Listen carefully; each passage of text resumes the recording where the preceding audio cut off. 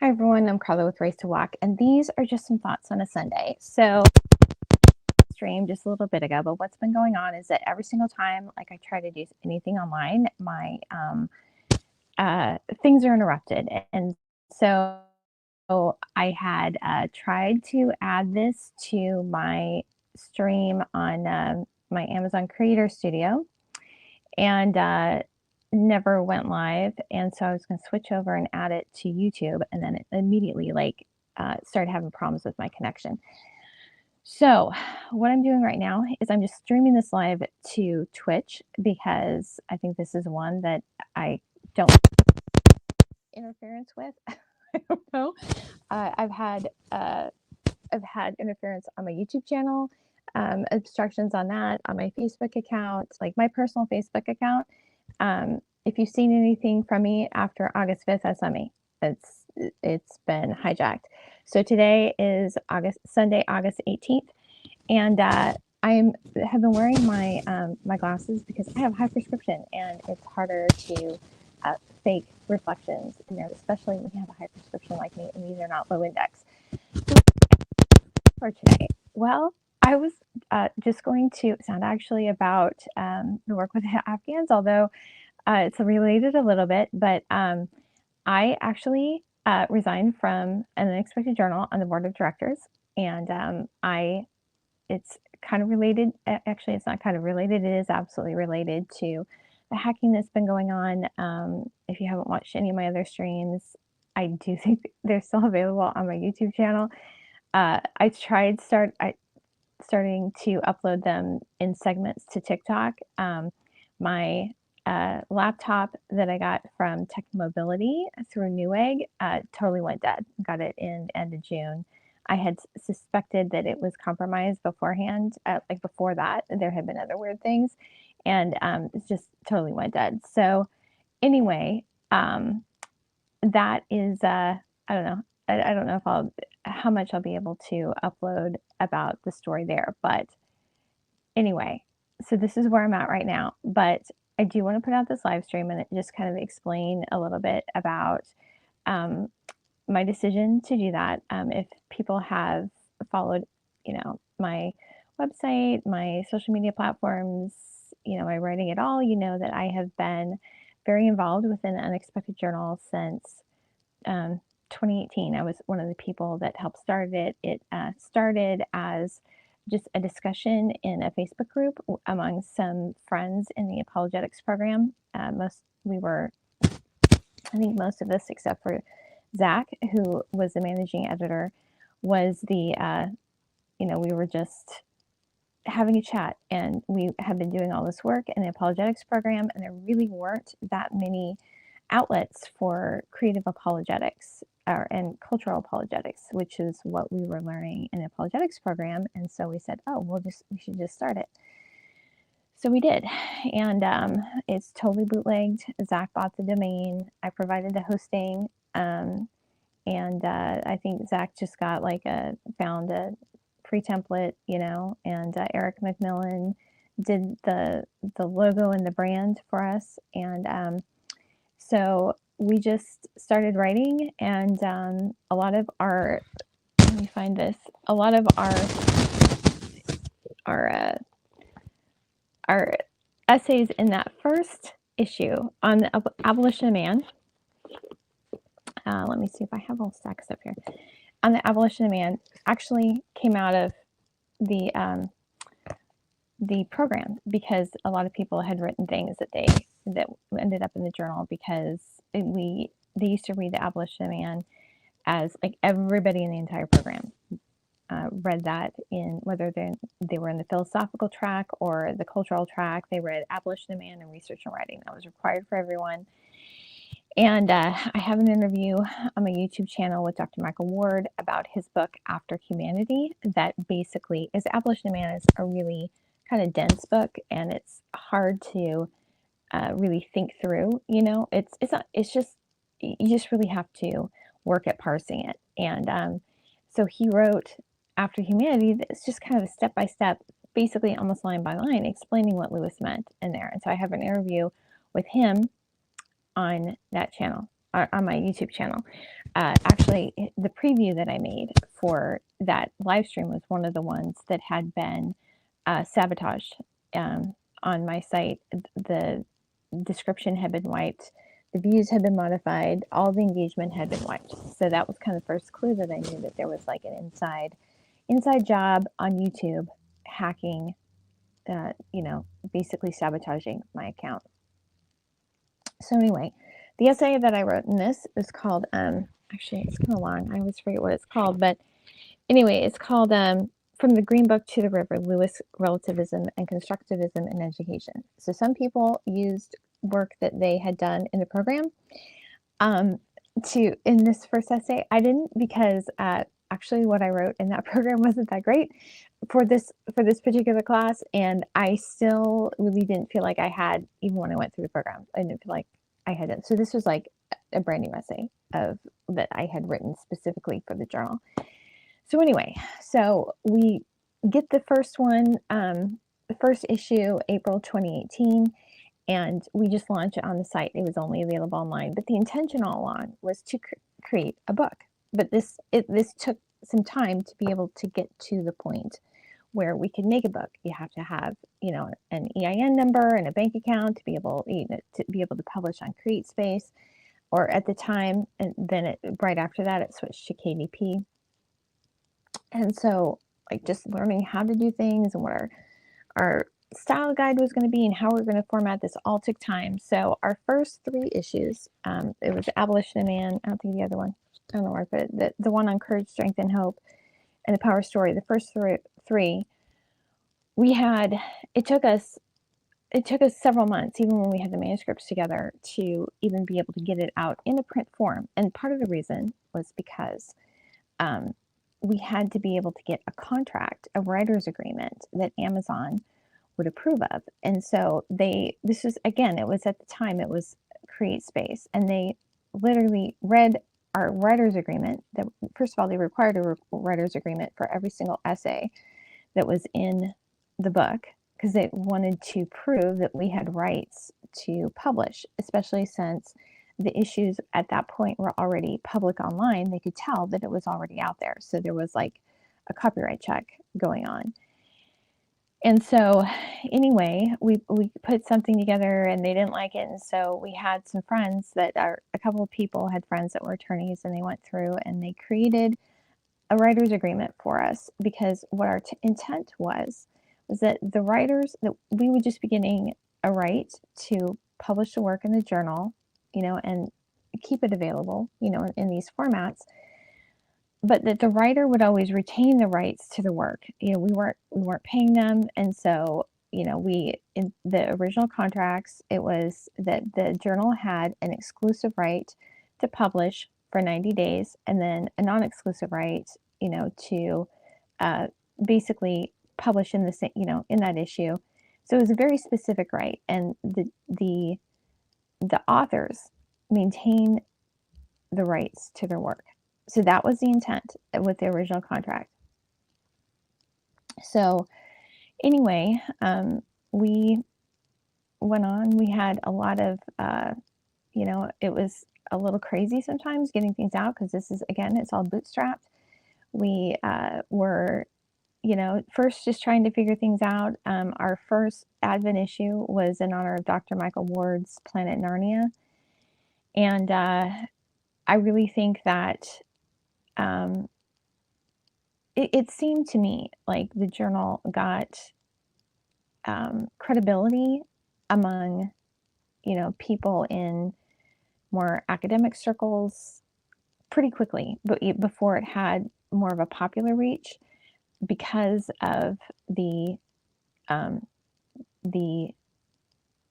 basically, not backing, I don't want to say backing, but our professors endorsed it, like Dr. Michael Ward, Holly Ordway, Phil Tellen. They were just, just really excited about what we were doing. And so it was known because of that. It was known because of the respect that our professors had, that they basically, John Mark Reynolds, another one, that they basically kind of lent to us, as part of this, as part of the journal. And I think that's really what gave us that that sort of foundation was because of them, because other people knew their work and respected them, that they gave that kind of basically bled onto us, and it got attention, and so then we started doing a little bit more popular things like our film and music, where we talked about more things in it. We started to get a little bit broader reach, and our goal was to always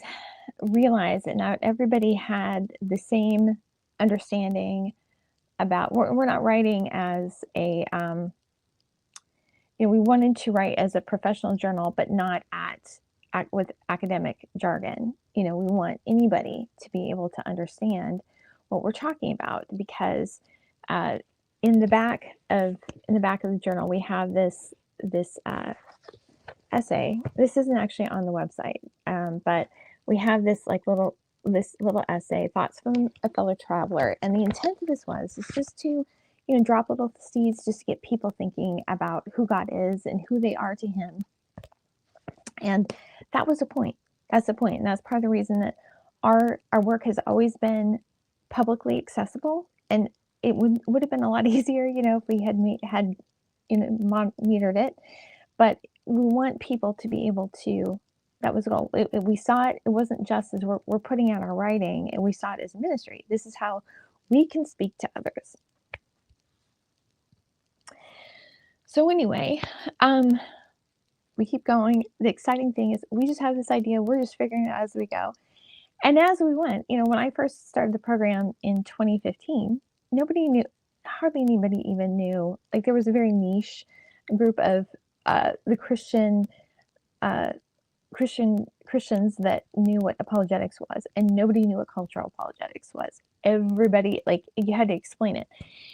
And then as we're publishing, I realized that we're all these people are calling themselves cultural apologists, and a lot of times, I talked about this before, a lot of times people, they distort what it means. They think that it's raging against culture, and that it's not actually, it's more, what they're doing is more polemics. That's not what cultural apologetics is. A cultural apologetics is you find something that's familiar, and you show how that familiar thing points to God. So I had and I don't have this issue here, but my essay in the Ancients was on Jesus, power of the storyteller. That actually became one of the most popular essays on the site, and that shows how Jesus told through stories. We should know this. We know the parables. That's what I did for the entire year of 2020 on my website or my YouTube channel, Race to Walk, is I did the parables of Jesus, right? Because Jesus spoke through stories. And then I wrote, was it this one? No, it wasn't this one. I have an essay here, The Ethics of the Matrix. So appropriate right now. You have no idea. But there's things in these stories that we connect with because we recognize them as truth, right? And so we need to be able to, when we recognize right and wrong, what's good and evil, good guys and bad guys in the story, that should help us recognize that when we are seeing it in real life, right? And so we should know what virtue is, what is actually good. It's the things that we value. And a lot of times, our values, the stated values, get distorted, but when you see it in the story and you see it played out, you recognize what that is, right? So anyway, start getting a little bit, more growth. We're, kind of getting out. In 2018, did a few conferences and talking to people and things. And then 2020, we were going to start applying for grants, because it takes a lot of work. My thought was, do your best you can, show what we have, show what we can do, so we can show that it's worth being invested in. Actuality, probably didn't need to do that. We probably should have just went for grants right at the beginning, because what I discovered is that most publications, they don't make their money off of sales. They make it off of our subscriptions. They make it off of support, like grants, big money supporters. That's basically how it goes most of the time. We didn't know that when we were starting out. We were like, hey, we're just gonna go, we're gonna publish, and we're gonna figure it out. We're gonna sell books. So we get a little more, we were going to be looking at grants starting in 2020, but, craziness of the world. And we just kind of felt like we had talked to a couple of grant writers and things just kept happening. And we're like, well, the world's crazy right now. We've been doing what we've been doing. We're just going to keep on doing it. And there were a lot of people that, you can see in the journal that we have had, like, I don't even know what the count is now, 150 different contributors now. I don't even know.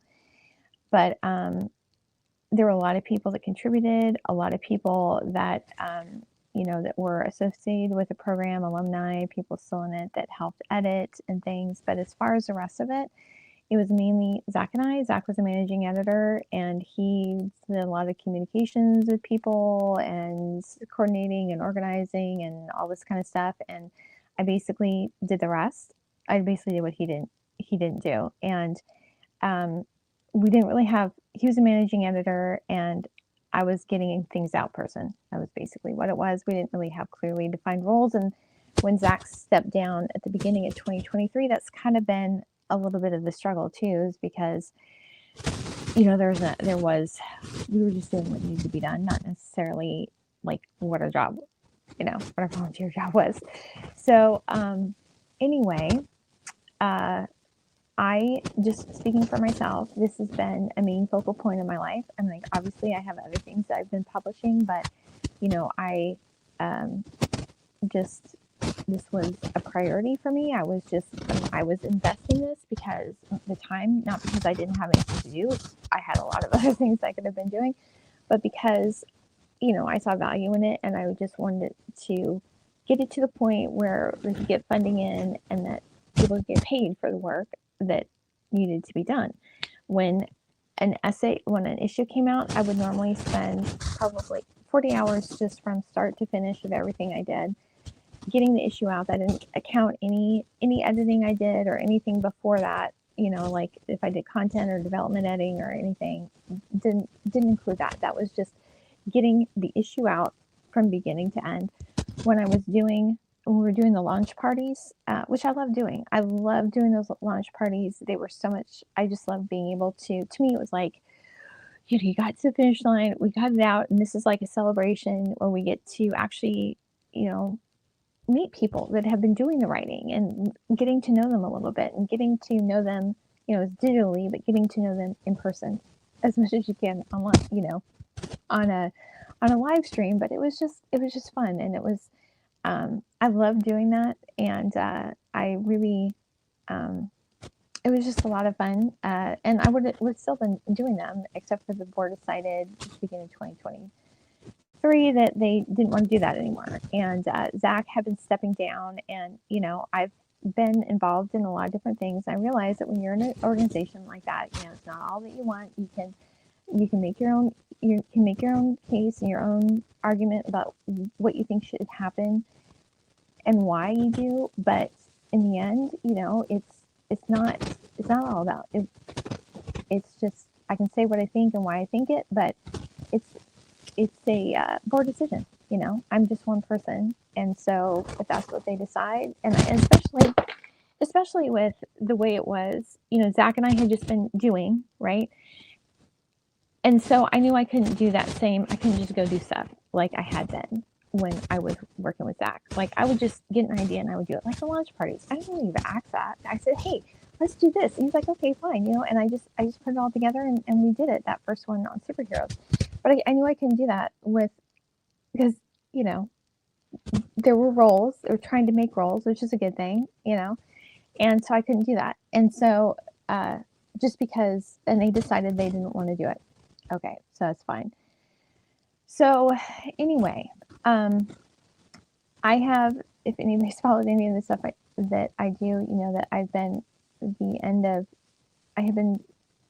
my focus got a little bit more divided at the end of 2021 when I started teaching Bible studies via Zoom in Pakistan. All of this is like side stuff and not paid stuff. And so there's only so much stuff, everybody only has so much time. And then in 2022, in December, when I took over pretty much the the Afghan classes and what we were doing for Mark entirely, that is like really, really got crazy. So I wasn't as available for, um, to do the things I had been doing.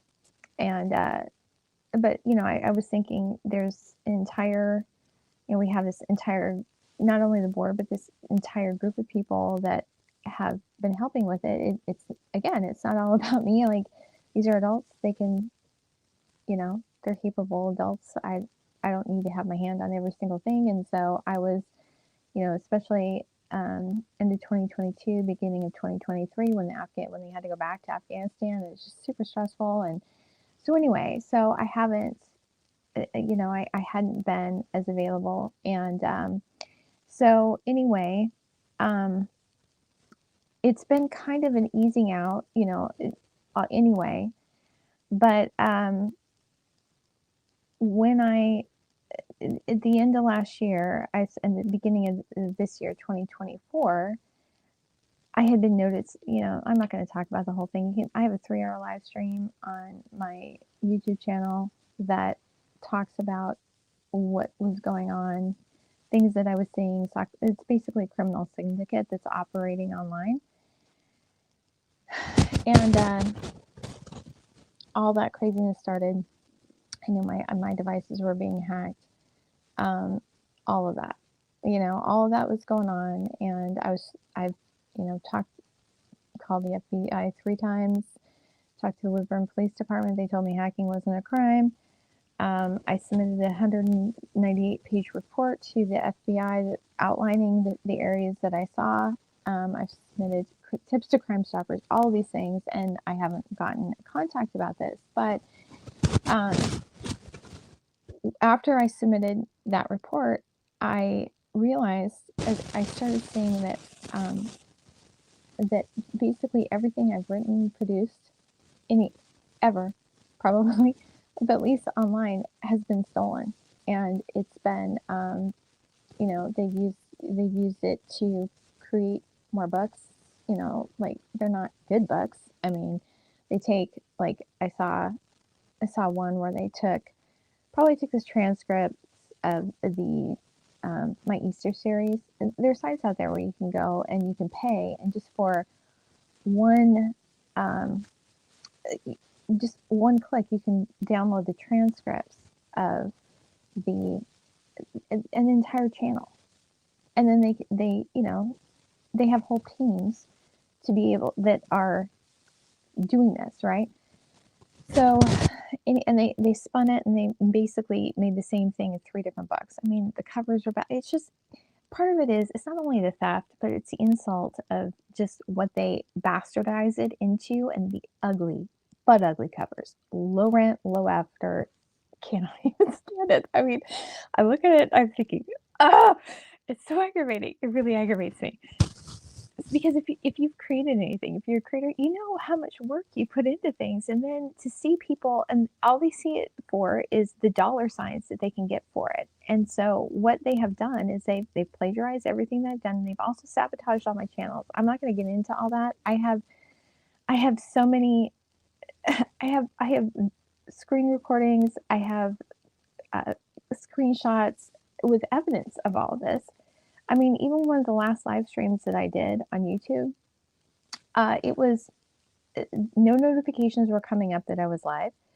If you went to my live, the screen was frozen, and if you tried to comment, it said an error message. And I have documented all of this. So it's not a conspiracy theory. This is actually true.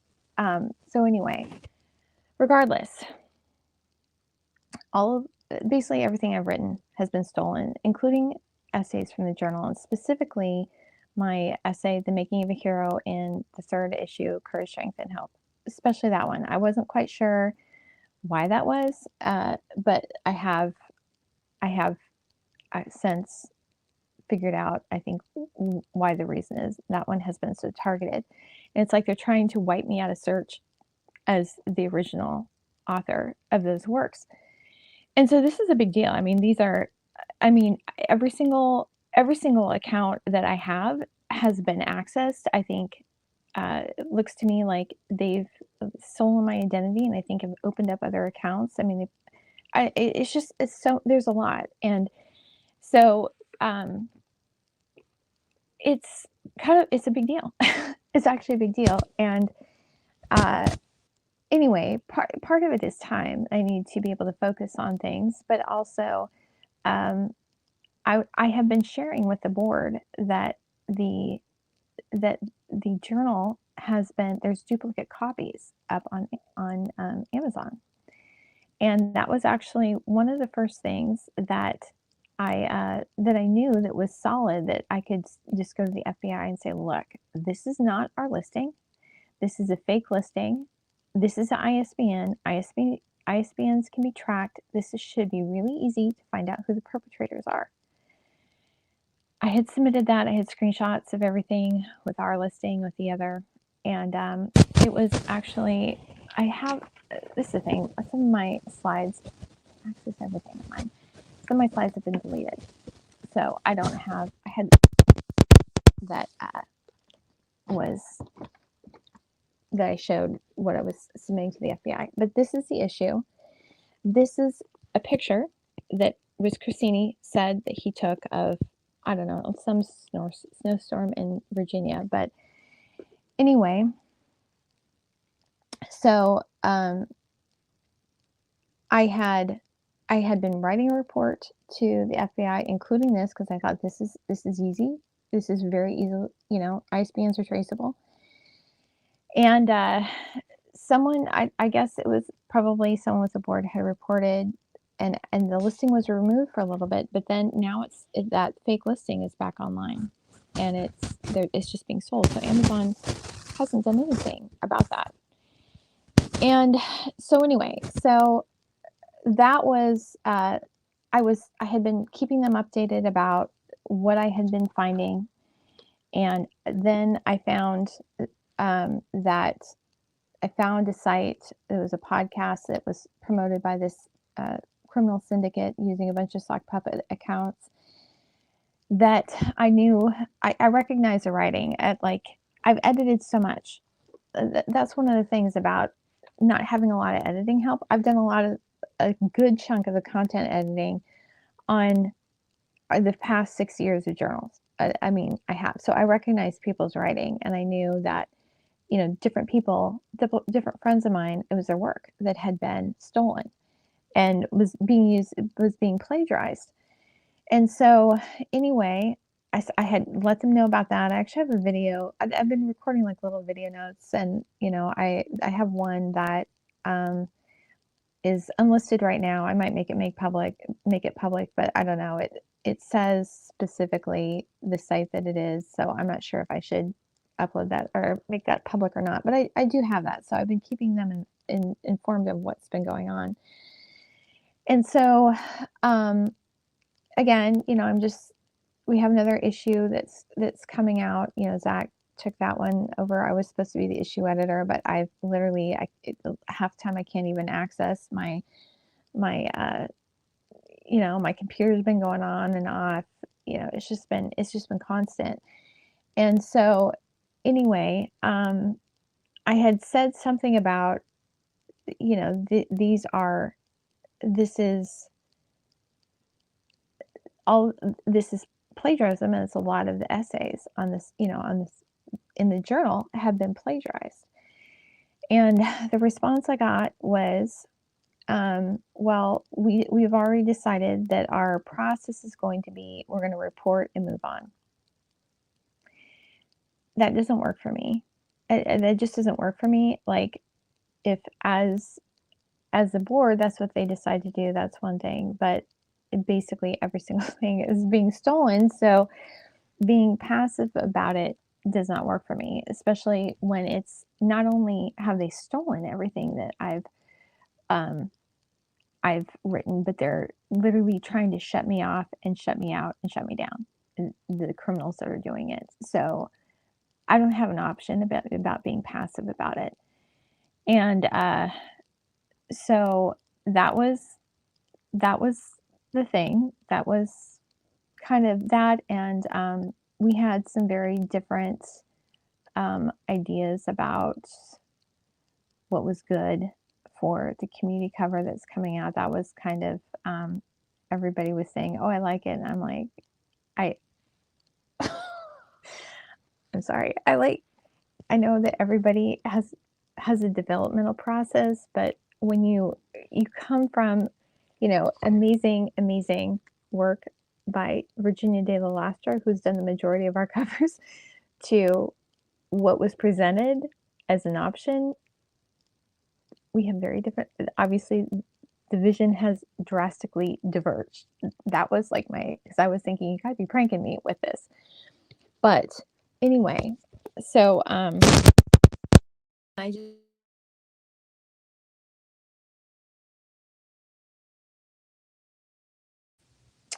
so it looks like there's some interference with Twitch too. So I've given all I've had for 6 years. I've, you know, it's just now it's time to focus on my stuff. And so I just decided that, since there seems to be a very big divide in what I see and what the rest of the board sees, that it's just time for me to leave. Oh, also, I didn't mention this, but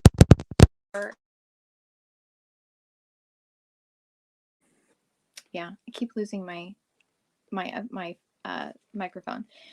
When we're working on coming out with the modernity issue, so this cover was a picture Grant Broadhurst said he took at, I can't remember, it was a museum in California, San Francisco. I don't remember where it was.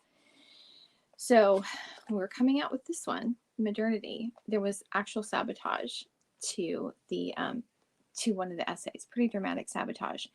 And it was so much, there was so much going on with me and the hacking and everything. And there was that dramatic sabotage on one of the essays that it made me nervous that somebody could go in and they could sabotage just like a link, or take out a footnote or change a passage or something like that. When I was just putting together the manuscript, I went and I sent copies of just the people's piece to them, emailed it all to them and said, please let me know if this is as you want it and as you wrote it, because I didn't, just coming in and assembling it, I would have no way if something had been changed. And I did not have time to go back and look at the change history on all of the things. So, and it was, I could tell there had been sabotage, not only sabotage, but it just seemed like sabotage to tank the journal as a whole. So, anyway, send it all out to, if you're a contributor to the modernity issue, this, sent emails to everybody asking them to give an okay to the what was in the manuscript for them.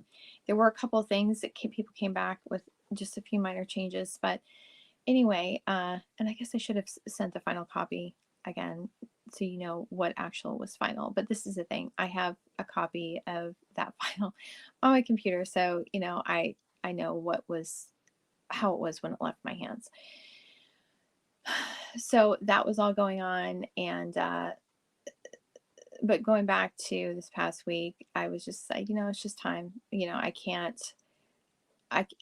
Obviously the vision is different, and the how we look at things is different. I had been saying for a while that we should add a check for AI. We already have a check on the writer's agreement that what they're submitting is their own work, and also that there was I thought we should add a check that it wasn't AI, because Amazon, you have to, when you submit a book to Amazon, you're certifying that AI isn't being used in the work. So how can we say that it's not if we're not asking the contributors to say that it's not? And then based on all the the plagiarism and fake personas and everything, at our last meeting on August 8th, I said, when we were talking about primarily about the cover, I said, I think that we should start some sort of identity verification for contributors, even though they're not being paid, because if somebody submits something, we just accept it. We have no idea whether it's the person that really wrote it. I mean, we, just as it is, we're taking it at people's word that they are who they say they are, right? And there was people like, I don't want that, I don't want to have the risk of somebody's documents on my, in our Google Drive, which is a completely valid concern. That's a valid concern, but I'm sure that there are services out there that do that, and I thought that was a priority. So anyway, but the thing that really was kind of the end for me was I saw that the writer's contract had been modified in September 2023. I don't know how it was modified. I didn't even look, because at this point that was just kind of the final thing, and I'm like, I don't even know what's on there. All of my work was submitted under the original contract. So I saw I'm just, I've just been for just kind of going along and helping. I'm not really in a position of leadership at all anymore. I've given what I've had for 6 years. I don't know what this is, what the change is. I'm not even going to try to read it and evaluate it. I'm just done. We have talked about at length, publicly, what that writer's agreement is. And so this is part of the reason why I am putting this out here publicly, is because I want to let all the contributors that have contributed over the past 6 years know that, thank you for your work.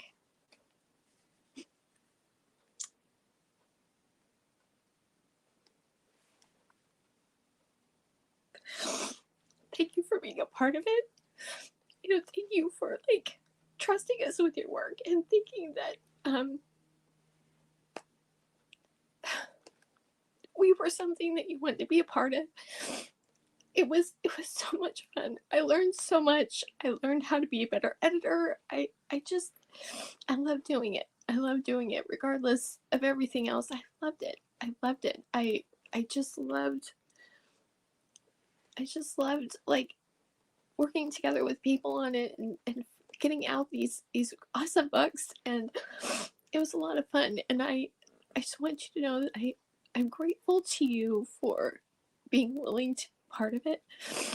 And so anyway, it's not just about me, right? It's not just about me. It's about all your work. And it's not okay that somebody else is stealing it. And I can't speak for anybody else. I'm not speaking for anybody else. I'm speaking for me. And I'm just telling you that, if it ever comes back, this is the thing. This is my thought, and I have no idea. I really don't know what the actual motivation behind some of the things are. I don't know.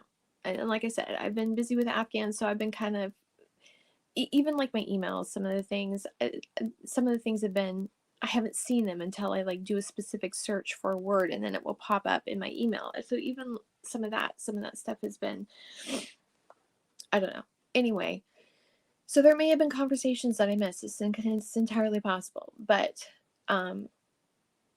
if my thought was, an unexpected journalist, a nonprofit, if it goes under, then all the assets, any assets that it has to be given to another nonprofit. I'm not an attorney, but I know what the original intent of those original writers agreements are, and that the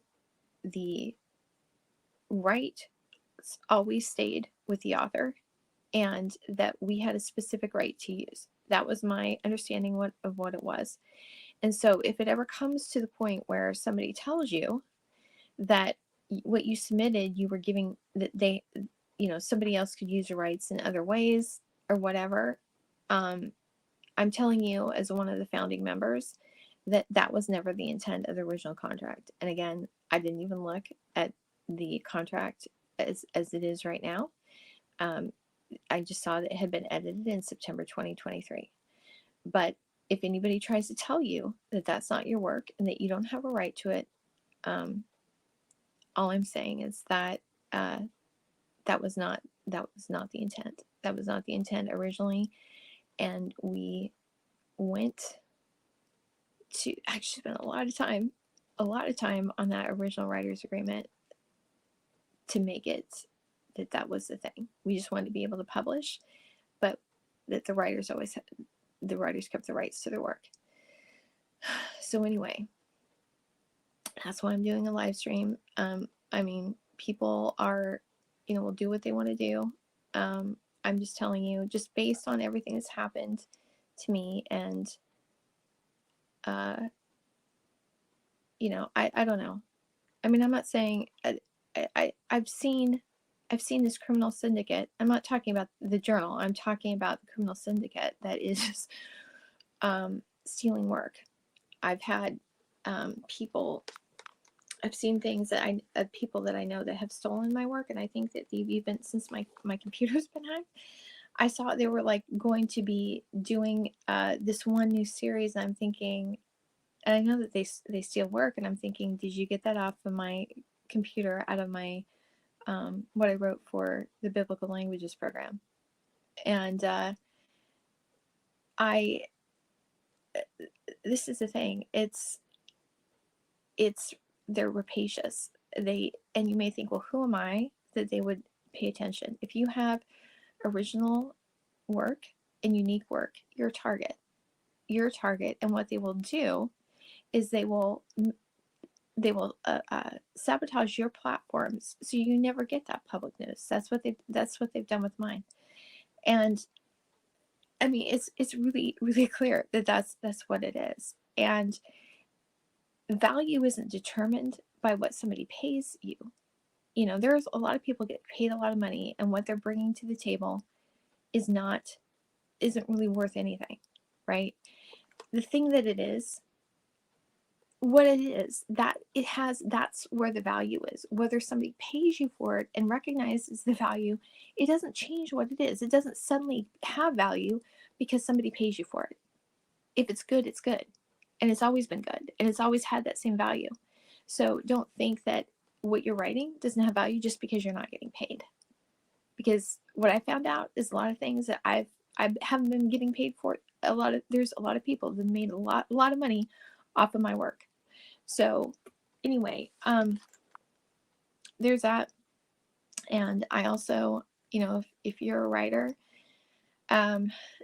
don't dismiss that. There's a lot of people that, I was just thinking this last week. There are people,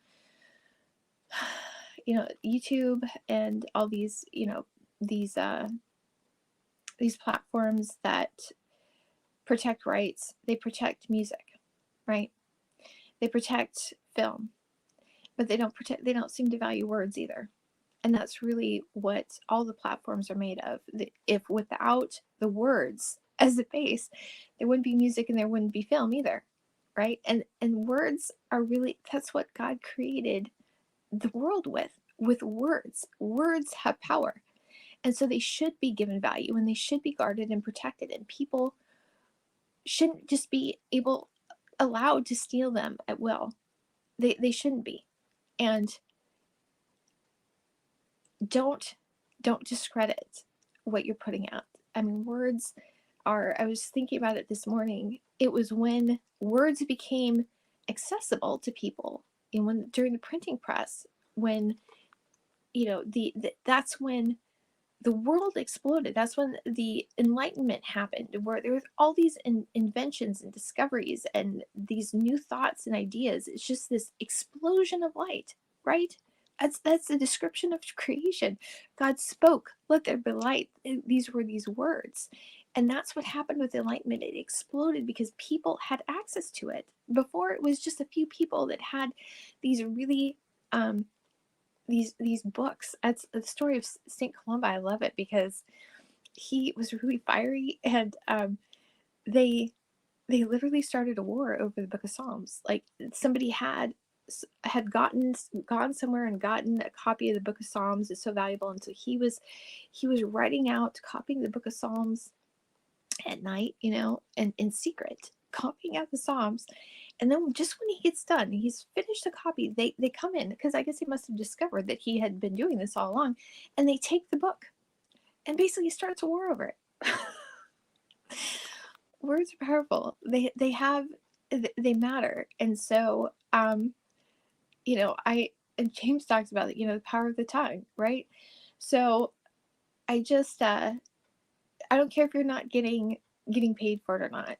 Like, what you say has value. What you write has value. If you're doing good work, it's good work.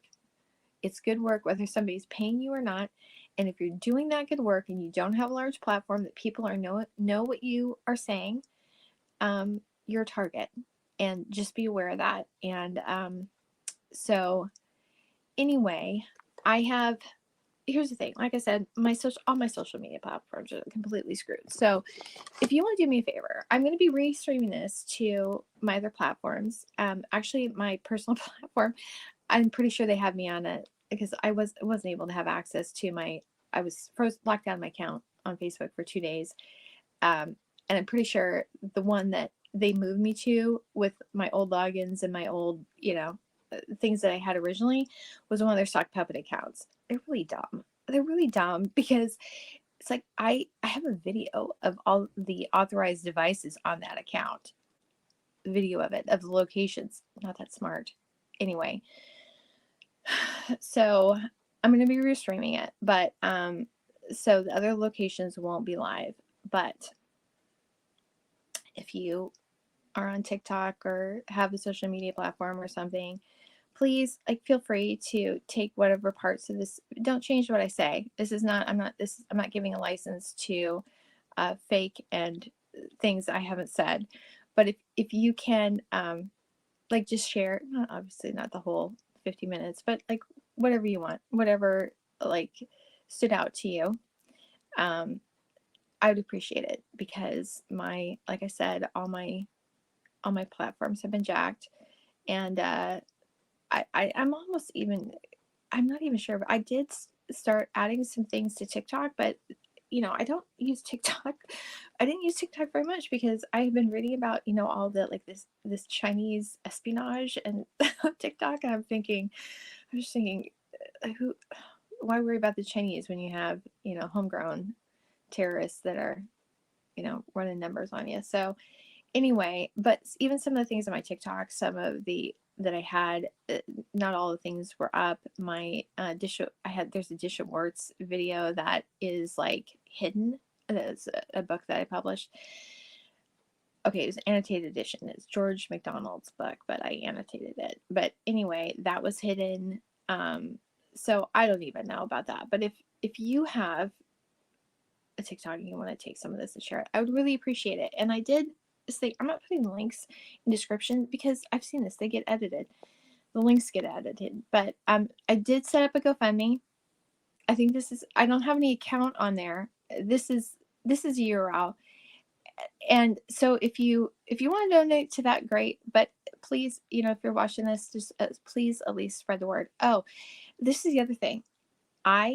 This is the craziest thing. So I haven't been live streaming to Amazon lately. I went on Creator Studio because you have to do it on their Amazon Creator on the app, and I did a search in the Amazon. So for Amazon live streams, you have to have at least one product on the live stream to be able to stream.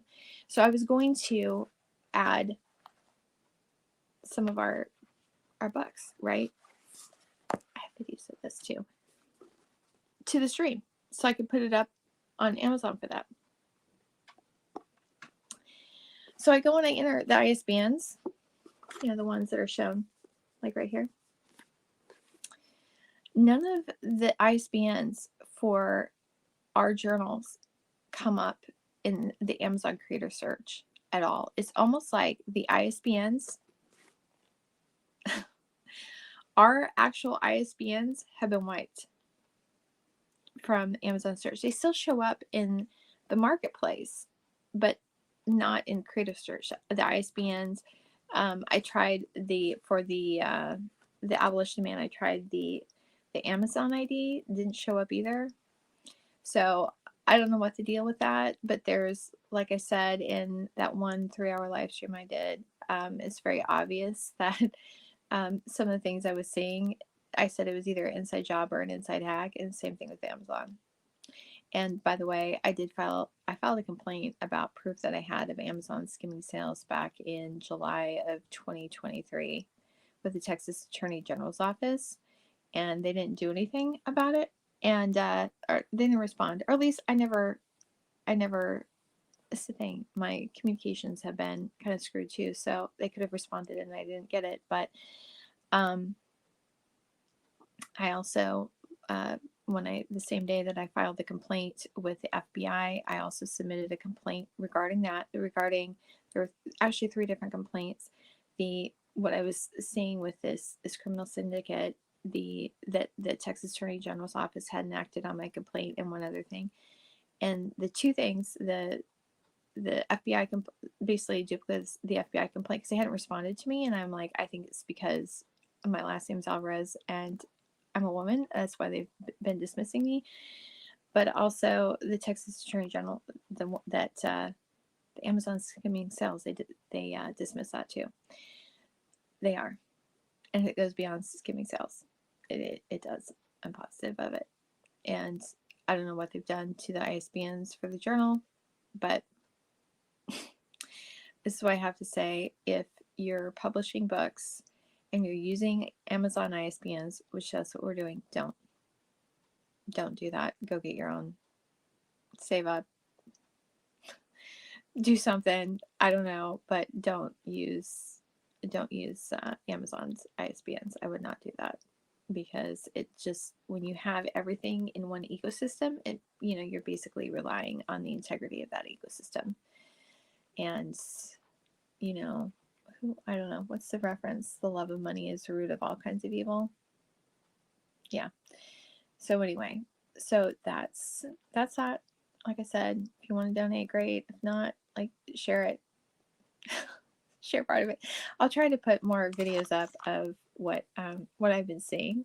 But again, I'm operating with, people accessing devices, corrupting stuff. I can't do it on my phone because I have to go through. Oh crud! Maybe the tick. I don't know. Anyway, it's just all. It's not an easy thing. It's like I have to try to go around 3 different hoops just to go do a simple thing. So anyway, that's it. And yeah. So for contributors, again, had tons of fun. When I get all this garbage straightened out, we'll do our own little, not launch parties, but little chats about your work or something. I'll go back to doing author interviews and things on my channel when that all gets sorted out. So anyway, I hope you have a great Sunday.